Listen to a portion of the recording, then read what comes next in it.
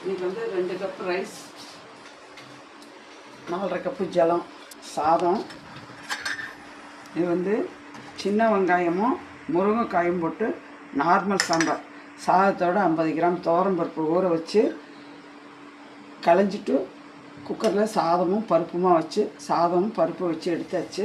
இப்போது 25 கிராம் புளி ஊற வச்சு நல்லா கரைச்சி வடிகட்டி எடுத்து வச்சுட்டு 2 ஸ்பூன் சாம்பார் பொடி, அதுக்கு தேவையான உப்பு, மஞ்சள் பொடி போட்டு நல்லா புளியை கரைச்சி ஊட்டி வச்சுருக்கேன்.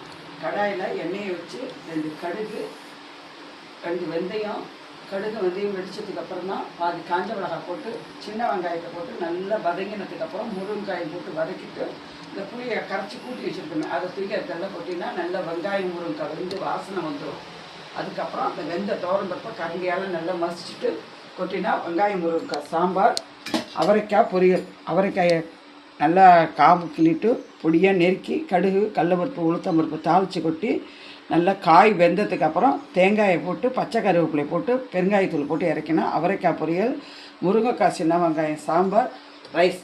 2 கப்பு ரைஸு, 4.5 கப்பு ஜலம். இதுதான் இன்றைக்கி சமையல். இதுமாரி பண்ணி சாப்பிட்டு பாருங்கள், நல்லாயிருக்கும். சேனலுக்கு ஆதரவு கொடுங்க, பெல் பட்டனை லைக் பண்ணுங்கள். தேங்க்யூ, நன்றி.